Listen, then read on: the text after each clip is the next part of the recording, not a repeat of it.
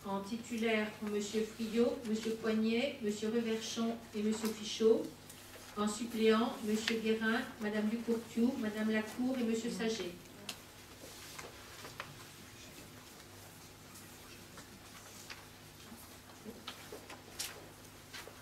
Qui s'oppose? Qui s'abstient? Je vous remercie.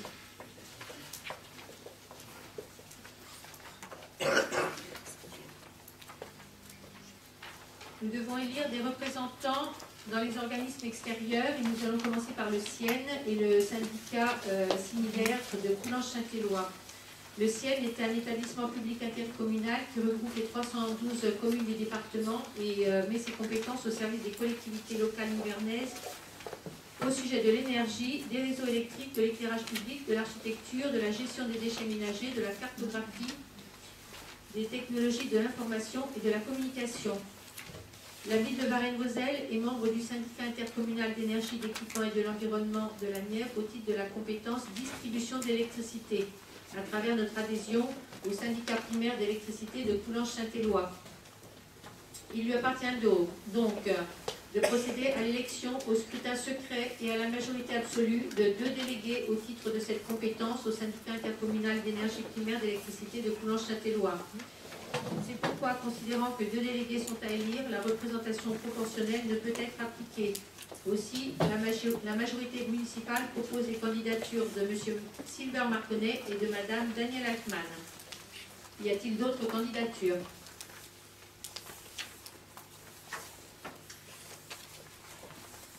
Nous allons procéder au vote à scrutin secret. Vous avez sur votre table le matériel nécessaire. Madame Altman et Madame Laroche vont procéder au recueil des votes.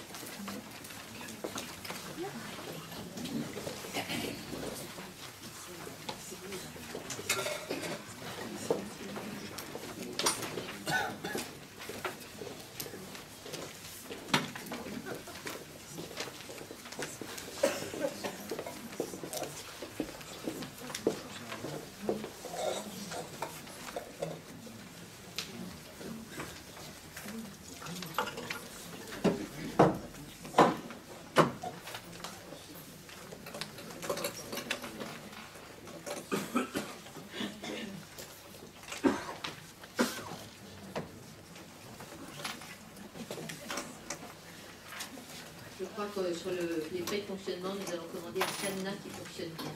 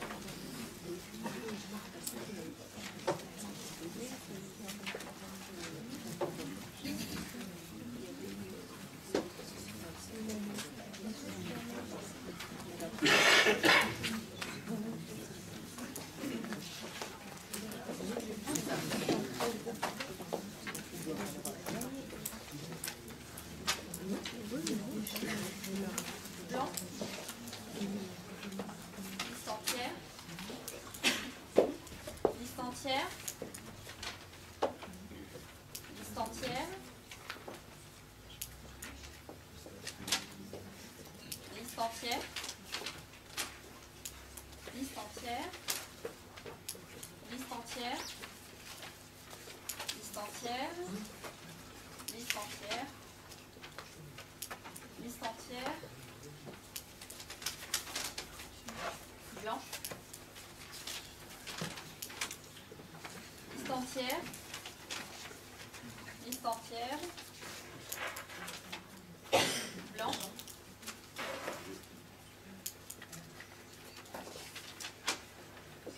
Liste entière.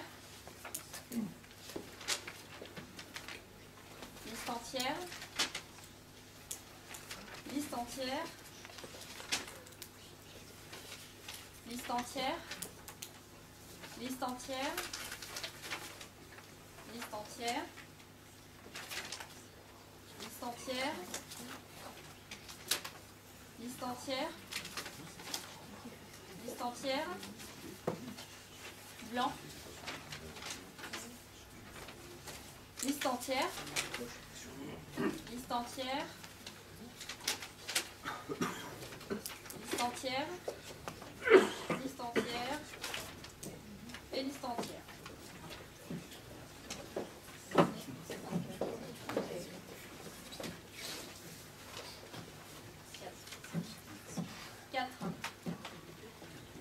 Quatre blancs.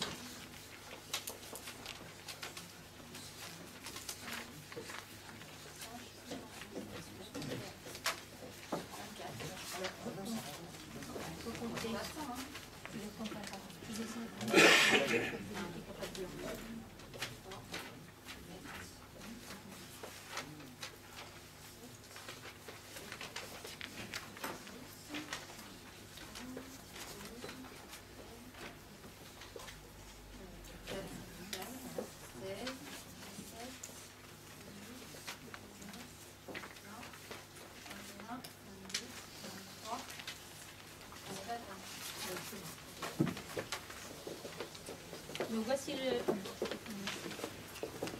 le résultat du vote concernant les membres au CIEM et au SIE de Saint-Éloi. Il y a eu 29 bulletins trouvés dans l'urne, à déduire 4 bulletins blancs. Reste donc pour le nombre de suffrages exprimés 25, la majorité absolue est de 15. Monsieur Marconnet et Madame Altman ont obtenu 25 voix, donc ils sont élus.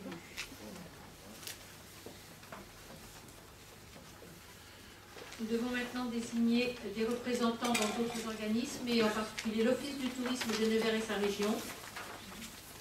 Lors du conseil municipal du 9 décembre dernier, la ville a pris la décision d'adhérer à l'Office du tourisme de Nevers et sa région, afin de valoriser les atouts de la commune, mais aussi de bénéficier des compétences de professionnels, d'un savoir-faire reconnu et d'outils spécifiques, adaptés aux attentes et besoins de la collectivité et de ses prestataires touristiques, tout en profitant de l'image et du pouvoir d'attraction de Nevers. Aujourd'hui, avec le renouvellement de notre conseil, afin d'être représenté au sein du conseil d'administration de cette instance, il convient de désigner de nouveau 2 représentants de la collectivité. C'est pourquoi je vous propose, s'il n'y a pas d'autres candidatures, de désigner M. Dambrine et moi-même pour représenter la commune au sein de l'Office du tourisme de Nevers et sa région. Pas d'autres. Donc, qui s'oppose? Qui s'abstient? Merci. Nous devons procéder à la désignation de 2 membres pour siéger au conseil d'administration du syndicat mixte ouvert pour la restauration collective de la cuisine des Césars. La collectivité a adhéré en juin dernier au syndicat mixte ouvert pour la restauration collective de la cuisine des Césars pour la fourniture des repas de l'ensemble de ces 2 restaurants scolaires et depuis janvier 2015 de celle du multi-accueil Préambule. 2 membres titulaires et 2 membres suppléants de l'Assemblée délibérante avaient été désignés pour siéger au sein du conseil d'administration de ce syndicat. Avec le renouvellement du conseil, il convient ce soir de désigner de nouveau ses membres. Je vous propose de désigner nos collègues Brigitte Dubois et Christophe Dambrine en qualité de membres titulaires, Madame Catherine Robachauveau et Monsieur Jean-Guy Friot en qualité de membres suppléants pour représenter cette collectivité, notre collectivité, au sein du comité syndical du CIMO. Qui s'oppose? Qui s'abstient? Je vous remercie.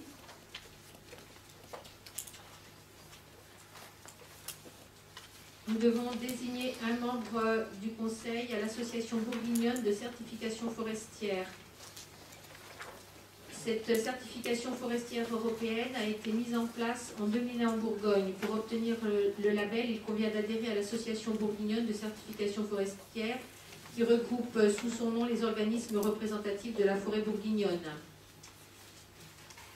La collectivité l'a fait en février dernier. Le propriétaire forestier, au travers de cette adhésion, s'engage à se former et à s'informer, planifier et mettre en œuvre une gestion durable de la forêt, adopter des mesures de préservation de la biodiversité et de protection des sols et de l'eau, adopter des mesures des risques, s'assurer de la qualité des travaux forestiers. Cette directive visant l'éco-certification des forêts est indispensable pour la commercialisation du bois. En outre, ce label a l'avantage d'attester de la qualité d'exploitation durable des forêts. Un représentant de notre conseil avait été désigné. Aussi, avec le renouvellement de notre assemblée, il convient de désigner un nouveau membre et je vous propose de désigner M. Bernard Gautron comme représentant de la municipalité. Qui s'oppose? Qui s'abstient? Je vous remercie. Nous passons maintenant à la commission intercommunale chargée de la gestion de la passerelle du Banlay. Par délibération du conseil municipal du 25 juin 2007, l'Assemblée délibérante décidait la création d'une entente intercommunale pour la gestion commune de la passerelle du Banlay, à laquelle ont également adhéré les villes de Nevers et de Coulangé-Nevers. Celle-ci confie à la ville de Nevers la gestion de cet ouvrage pour le compte des 2 autres collectivités contre remboursement au prorata de la population des dépenses engagées. Pour faire fonctionner cette entente, il est donc nécessaire de désigner dans chaque conseil municipal une commission spéciale composée de 2 membres, un titulaire et un suppléant, chargée de débattre des questions d'intérêt commun au sein d'une conférence intercommunale se réunissant au minimum une fois par an. Les décisions qui y sont prises ne deviendront exécutoires qu'après avoir été ratifiées par les conseils municipaux intéressés. Il convient donc de désigner 2 nouveaux membres et je vous propose de désigner M. Hervé Reverchon en qualité de titulaire et Mme Danielle Altman en qualité de suppléante pour représenter la ville à cette commission. Qui s'oppose? Qui s'abstient? Je vous remercie. Nous devons désigner aussi un représentant du conseil municipal au poste de correspondant défense. Avec le renouvellement du conseil municipal, la délégation à l'information et à la communication de défense qui dépend du ministère de la Défense demande à la collectivité de désigner un nouveau correspondant défense au sein de la commune. Ce dernier a pour rôle de sensibiliser les concitoyens aux questions de la défense. Ainsi, chaque commune de France désigne parmi les membres du conseil municipal un correspondant défense qui est l'interlocuteur privilégié des autorités civiles et militaires dans sa commune pour ce qui concerne les questions de défense et les relations armée-nation. Le correspondant défense relaie les informations relatives aux questions de défense auprès du conseil municipal et des habitants. Il veille au recensement des jeunes, il facilite l'enseignement de défense dans les établissements scolaires, il favorise les initiatives en matière du devoir de mémoire, il constitue un appui pour le maire dans le cadre de la mise en œuvre des plans d'urgence et devient le conseiller sécurité et défense civile de la commune. C'est pourquoi je vous propose de désigner M. Jean-Guy Friot s'il n'y a pas d'autres candidatures. Qui s'oppose? Qui s'abstient? Je vous remercie. Nous allons maintenant fixer le nombre des membres du conseil d'administration du Centre communal d'action sociale.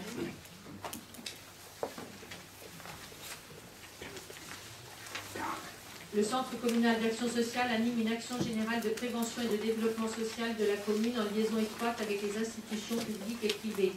Il peut intervenir sous forme de prestations remboursables ou non remboursables. Il participe à l'instruction des demandes d'aide sociale dans les conditions fixées par voie réglementaire. Il transmet les demandes dont l'instruction incombe à une autre autorité. L'établissement du dossier et sa transmission constituent une obligation indépendamment de l'appréciation du bien-fondé de la demande. Ces phrases sont extraites du Code de l'action sociale et des familles et elles constituent la définition officielle des missions du Centre communal d'action sociale. Les missions du CCAS sont plus larges car non seulement il intervient pour celles et ceux qui rencontrent des difficultés, mais il intervient également au service de toutes les catégories de la population et notamment les anciens en gérant la résidence du Gros Ciseau et la maison d'accueil pour personnes âgées dépendantes en Henri Marsaudon. Il a donc un rôle important, notamment en direction des plus fragilisés. Le conseil d'administration est composé à parité de membres élus par le conseil municipal en son sein et de membres nommés par le maire. Le maire est obligatoirement président du centre communal d'action sociale. Le conseil avait fixé à 7 le nombre de conseillers municipaux siégeant au conseil d'administration du CCAS. Je vous propose, si vous en êtes d'accord, de le porter à 8 représentants maximum, soit le maire, président de droit et 7 élus municipaux. Y a-t-il des oppositions? Des abstentions? Je vous remercie.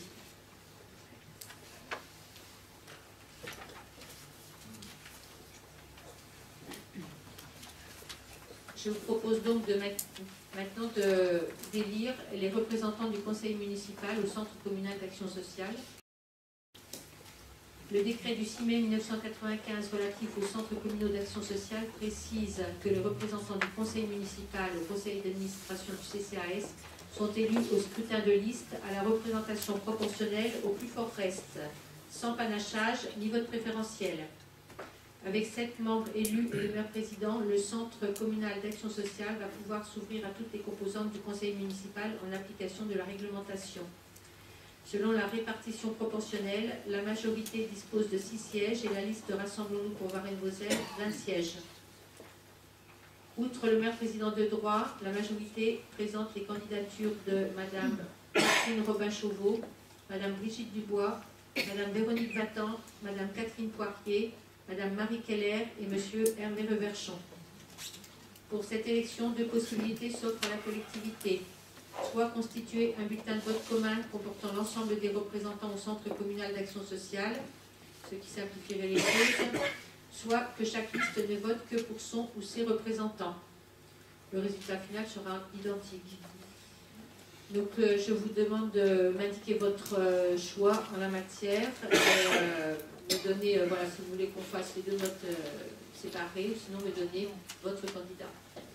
C'est Madame Rayo Geneviève. Merci.